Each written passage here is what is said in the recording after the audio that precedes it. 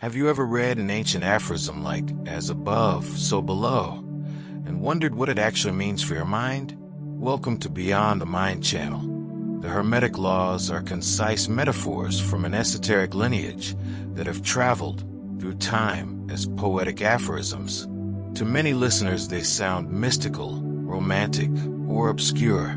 To a modern mind, they can function as clear cognitive models, compressed maps that reveal how attention, interpretation, and behavior are organized. In this episode, we will translate 7 core Hermetic principles into practical mental mechanics you can apply immediately. This video is practical, not performative. We are not invoking hidden powers or reciting dogma.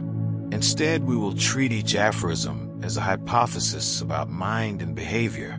For each principle, I will describe a contemporary cognitive analog, explain the neural or psychological mechanism behind it in plain language, and offer a simple exercise that lets you practice the idea and test its effects. First, why bother with ancient metaphors at all? Because metaphors compress complex systems into memorable images. A single line like "the all is mind" is a portable model you can use to reframe experience. When translated into cognitive terms, it becomes an instruction. Adjust your priors, update your mental models, and watch perception change. Hermetic lines are not literal claims about cosmology for our purposes. They are compact instructions for mental training. Framing them this way makes them powerful tools for attention, resilience, and creativity. Here is the roadmap for this session. Part 2 will map the 7 Hermetic principles to cognitive concepts: mentalism, correspondence, vibration, polarity, rhythm, cause and effect, and gender, each with a one-line translation and a short explanation. Part 3 will dive into neural mechanisms and show how these mappings operate in the brain: predictive coding, hierarchical representations, oscillatory entrainment, opponent processing, homeostatic rhythms, reinforcement learning, and alternating cognitive modes. Part 4 will be hands-on, 7 concise exercises that embody each law, each designed to take 5 to 15 minutes and produce measurable effects. Part 5 will deliver a 4-week integration plan, simple metrics to track progress, ethical cautions, and suggestions for daily habit formation. A few ground rules before we begin. Work at your own pace. If any practice provokes strong distress, stop and seek support. These techniques are intended as low-risk cognitive experiments and not as substitutes for clinical care. Also respect the cultural roots of the material. Use these metaphors with humility and avoid claiming cultural ownership. Our goal is respectful adaptation, to turn dense metaphors into reliable mental tools. If you are listening from philosophical curiosity or a practical need to change habits and reactions, this framework will give you specific practices and measurable feedback. The approach favors small, repeatable experiments rather than vague aspiration. You will be asked to notice 2 simple metrics across the month: a short subjective calm rating and a single behavioral count tied to your chosen practice. Those numbers will guide refinement. Now settle comfortably. Bring a notebook or open a notes app. We begin by translating the first set of aphorisms into cognitive maps. In the next section, we will move through each Hermetic law and translate it into a working mental model you can test today. If you plan to follow the program, try to record baseline notes now. 1 line about current stress triggers and 1 quick rating of calm. These 2 baselines will make change visible and keep the practice rooted in real results. When you're ready, proceed to part 2. Let's begin the work with curiosity and patience today. Have you ever read an ancient aphorism like "as above, so below," and wondered what it actually means for your mind? Welcome to Beyond the Mind channel. The Hermetic Laws are concise metaphors from an esoteric lineage that have traveled through time as poetic aphorisms. To many listeners, they sound mystical, romantic, or obscure. To a modern mind, they can function as clear cognitive models, compressed maps that reveal how attention, interpretation, and behavior are organized.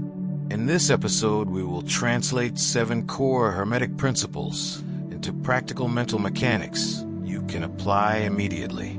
This video is practical, not performative. We are not invoking hidden powers or reciting dogma. Instead, we will treat each aphorism as a hypothesis about mind and behavior. For each principle, I will describe a contemporary cognitive analog, explain the neural or psychological mechanism behind it in plain language, and offer a simple exercise that lets you practice the idea and test its effects. First, why bother with ancient metaphors at all? Because metaphors compress complex systems into memorable images. A single line like "the all is mind" is a portable model you can use to reframe experience.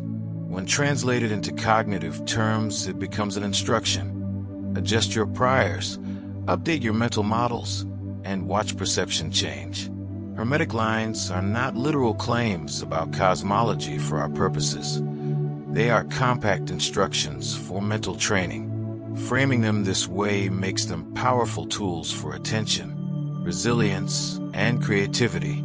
Here is the roadmap for this session. Part 2 will map the 7 Hermetic principles to cognitive concepts: mentalism, correspondence, vibration, polarity, rhythm, cause and effect, and gender, each with a one-line translation and a short explanation.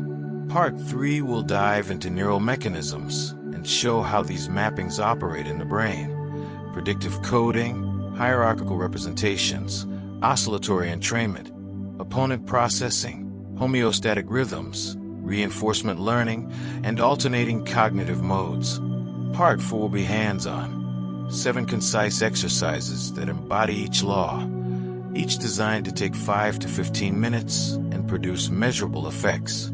Part 5 will deliver a 4-week integration plan, simple metrics to track progress, ethical cautions, and suggestions for daily habit formation. A few ground rules before we begin. Work at your own pace. If any practice provokes strong distress, stop and seek support. These techniques are intended as low-risk cognitive experiments and not as substitutes for clinical care. Also respect the cultural roots of the material. Use these metaphors with humility and avoid claiming cultural ownership. Our goal is respectful adaptation, to turn dense metaphors into reliable mental tools. If you are listening from philosophical curiosity or a practical need to change habits and reactions, this framework will give you specific practices and measurable feedback. The approach favors small, repeatable experiments rather than vague aspiration. You will be asked to notice 2 simple metrics across the month: a short subjective calm rating, and a single behavioral count tied to your chosen practice. Those numbers will guide refinement. Now settle comfortably. Bring a notebook or open a notes app. We begin by translating the first set of aphorisms into cognitive maps. In the next section, we will move through each Hermetic law and translate it into a working mental model you can test today. If you plan to follow the program, try to record baseline notes now. 1 line about current stress triggers and 1 quick rating of calm. These 2 baselines will make change visible and keep the practice rooted in real results. When you're ready, proceed to Part 2. Let's begin the work with curiosity and patience today. Neural mechanisms and how the laws operate in the brain. To turn these Hermetic maps into reliable practice, we need to see how they align with concrete neural mechanisms. Below, I translate each cognitive mapping into brain-level processes and note why the recommended exercises change experience. Mentalism, predictive coding, and top-down control. The brain is a prediction machine. Higher areas, prefrontal cortex, issue priors that shape how sensory cortices interpret incoming data. Perception is not raw input. It's the brain's best hypothesis about causes in the world. Reframing shifts priors. which reduces prediction error and dampens threat-related responses. Amygdala, brainstem. Practically, rehearsing alternative hypotheses increases the weight of new priors in prefrontal networks, so the brain samples the same sensory input, but produces different effect and behavior. Correspondence, hierarchical representations, and transfer learning. Neural processing is hierarchical. Simple features combine into complex patterns across scales, sensory cortex, association areas, prefrontal networks. Repeated microbehaviors strengthen lower-level templates, sensor-motor, autonomic patterns that propagate upward into higher-level habits and beliefs via consolidation. Hippocampus, neocortex replay. Practically, microhabits produce distributed synaptic changes that generalize, so small repeated acts reshape macro patterns over time. Vibration, neural oscillations, and entrainment. Brain function depends on oscillatory regimes, delta, theta, alpha, beta, gamma. Bodily rhythms, breath, heartbeat, movement can entrain cortical and subcortical oscillations through afferent pathways and brainstem nuclei. Slow, extended exhalation increases parasympathetic afferents, shifts heart rate variability, and biases cortical activity toward lower frequency. Integrative modes, increased alpha/theta coherence. Vibration, humming, produces phasic sensory input that amplifies parasympathetic signaling and alters oscillatory synchrony. Practically, rhythm-based practices change state rapidly by shifting dominant oscillatory patterns. Polarity, opponent processing, and network flexibility. Neural systems encode opposites as gradients, approach/avoid, excite/inhibit. The balance between excitation and inhibition, E/I balance, and between competing networks, salience versus default versus executive, governs reactivity. Practicing the opposite stance recruits alternative circuits, strengthening connectivity and flexibility. Prefrontal regulation over limbic responses. Integration reduces binary flips because multiple representations become accessible and accessible simultaneously, lowering reactive switching. Rhythm homeostatic set points and ultradian/circadian entrainment. The brain and body maintain rhythmic homeostasis. Circadian clocks, suprachiasmatic nucleus, ultradian cycles, attention/performance windows, and shorter task rhythms, seconds, minutes. Neuromodulatory systems, norepinephrine from locus coeruleus, dopamine from midbrain, fluctuate with these rhythms and modulate gain and focus. Aligning practice with peaks/troughs leverages endogenous neuromodulatory states for better learning and recovery. Practically, schedule demanding tasks in high-gain windows and restorative practices during troughs to optimize plasticity and reduce burnout. Cause and effect, reinforcement learning, and synaptic plasticity. Learning follows contingency. Prediction error signals, dopamine, drive synaptic changes, LTP/LTD, in corticostriatal and corticohippocampal circuits. Treat practice as experiments with immediate feedback. Consistent contingencies strengthen desired pathways. Measuring simple outcomes creates reinforcement signals that accelerate adaptation. Practically, small, repeated trials with clear feedback produce predictable neural change. Gender network switching and exploit, explore dynamics. Cognitive masculine, focused, exploitative, and feminine, receptive, exploratory. Modes map onto different large-scale networks.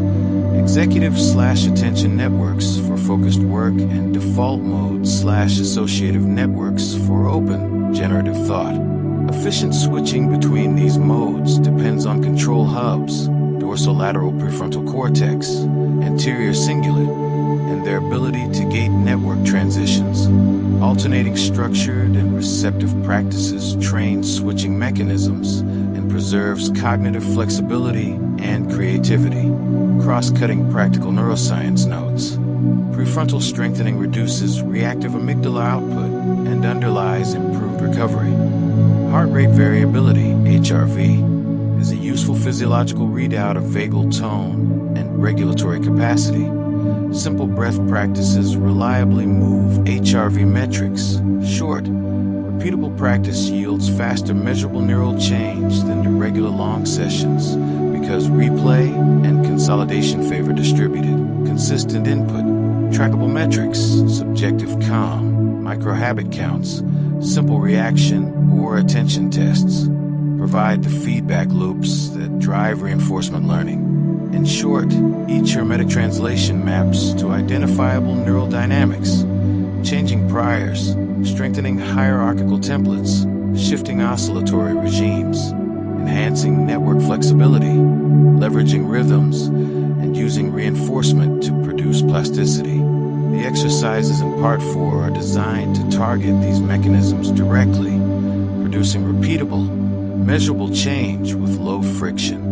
Practical mental mechanics and exercises. Exercise A, Mentalism. Reframe protocol, 10 minutes. Purpose, update predictive priors that drive reactive interpretation. Steps 1. Identify a recurring trigger that provokes stress. Example, an upcoming meeting. 2. Write the default interpretation you assign to the situation, e.g., they'll judge me. 3. Generate 3 alternative hypotheses that plausibly explain the same sensory cues, e.g., curiosity, distraction, different priorities.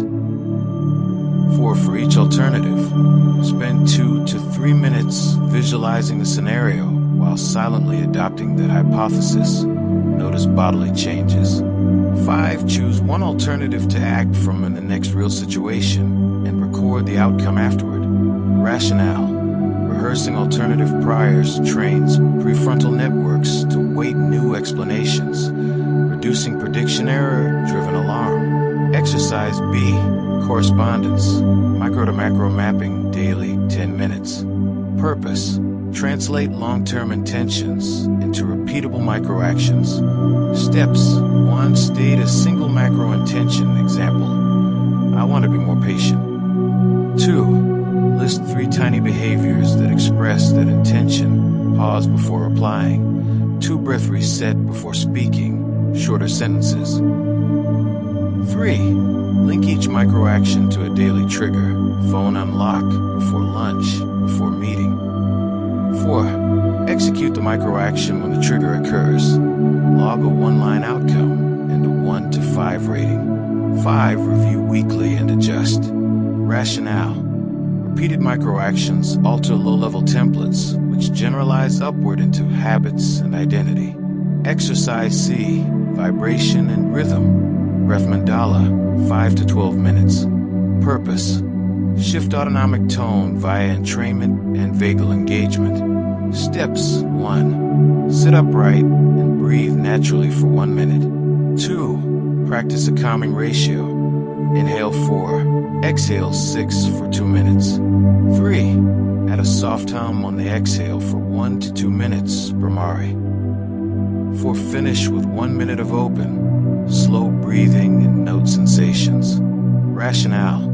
Extended exhale and humming boost vagal afferents, increase HRV, and move neural oscillations toward integrative frequencies. Exercise D. Polarity integration. 2 sides journal, 10 minutes. Purpose. Increase flexibility across emotional or belief continua. Steps 1. Choose a polarized belief or strong feeling. 2. Create 2 columns. Column A contains your current stance. Column B lists plausible truths or benefits in the opposing stance. 3. For each item in column B, write 1 sentence reconciling it with your view. 4. End by choosing 1 integrative behavior to practice for the day, e.g., intentionally adopting the opposing stance for 1 minute in conversation. Rationale. This practice recruits alternative neural circuits and reduces cognitive rigidity by making opposite representations accessible. Exercise E, rhythm scheduling. Peak/trough alignment, weekly planning, 5 minutes. Purpose: leverage circadian and ultradian windows to amplify learning and recovery. Steps: 1. Identify 2 daily peak focus windows and 2 low energy windows. 2. Schedule 25 to 45 minute focused work blocks during peaks and 5 to 15 minute restorative windows during troughs. 3. Use a 2-breath reset before each block to prime state. 4. Reflect weekly on productivity and fatigue. Rationale: aligning tasks with endogenous neuromodulatory rhythms increases efficiency and reduces burnout. Exercise F, cause and effect. Mini experiment loop, daily trials, 3 to 5 minutes per trial. Purpose: create tight feedback loops that convert practice into predictable change. Steps: 1. Choose one variable to test. Example: 2-minute calming breath before meetings. 2. Set a simple outcome metric. Subjective calm 1 to 5. Number of reactive replies. 3. Run 7 consecutive trials, logging the chosen metric after each trial. 4. Evaluate at trial 7. Continue, modify, or stop based on trend. Rationale: repeated contingency plus simple measurement drives reinforcement learning and accelerates plasticity. Exercise G, gender balance. Alternation protocol daily, 40 to 60 minutes total. Purpose: cultivate both active, goal-directed focus and receptive, generative openness. Steps: 1. Morning block, 20 to 30 minutes focused productive work. Set a clear objective and use a timer, Pomodoro style. 2. Afternoon or evening block, 20 to 30 minutes receptive practice, free writing, undirected walk, or creative play without goals. 3. Debrief briefly. Note one insight from the receptive block and one action to integrate. Rationale: alternating exploit and explore modes trains network switching and preserves cognitive flexibility and creativity. Quick micro rules, 30 to 60 seconds each. 2 breath reset, 2 slow diaphragmatic breaths with extended exhale. Inhale 4, exhale 6. Used before meetings or difficult conversations. Label and return. During a short sit, when a thought arises, label it thinking, planning, worry, and return to the anchor. Count notices for 1 minute to measure progress. Trigger pause. Place a visible cue, sticky note, phone wallpaper that prompts 3 slow breaths before picking up the device or replying. How to practice safely and track progress. Start small and consistent. 2 to 5 minutes daily is more effective than sporadic long sessions. Use simple metrics. Daily calm rating, 1 to 5. Notice count in a 2-minute sit and 1 behavioral metric tied to your microhabit. Log these briefly each day. Reduce intensity if practice evokes dizziness, panic, or strong somatic distress. Consult a clinician if you have cardiovascular issues, pregnancy, glaucoma, or a trauma history. Iterate. Treat each practice as an experiment. Use the mini experiment loop to refine approaches based on measured outcomes. Practical integration tips. Anchor micro-practices to existing cues, phone unlock, coffee, bathroom break. Combine practices. Use a 2-breath reset immediately before a micro to macro mapped action. Keep a weekly 5-minute review to adjust triggers and durations based on simple metrics. These exercises are designed to target the neural mechanisms described in Part 3. Updating priors, strengthening hierarchical templates, shifting oscillatory regimes, increasing network flexibility, leveraging rhythms, and creating reinforcement loops. In the next section, we'll present a 4-week integration plan that sequences these practices into a progressive routine and suggests simple weekly metrics to track change. When you are ready, move to Part 5. Integration plan, safety, and close. 4-week starter program, progressive, practical. Week 1, foundation, daily breath mandala. 5 minutes each morning, 1 minute natural breathing, 2 minutes calming ratio inhale /exhale 6, 1 to 2 minutes soft hum. Reframe protocol. Perform 1 10-minute session midweek for recurring stressor. Micro habits. Pick one trigger, phone unlock, and use the 2-breath reset before interacting. Week 2, build consistency. Maintain daily breath mandala. Increase 1 session to evening if helpful for sleep. Add correspondence mapping. 10 minutes, 3 times this week.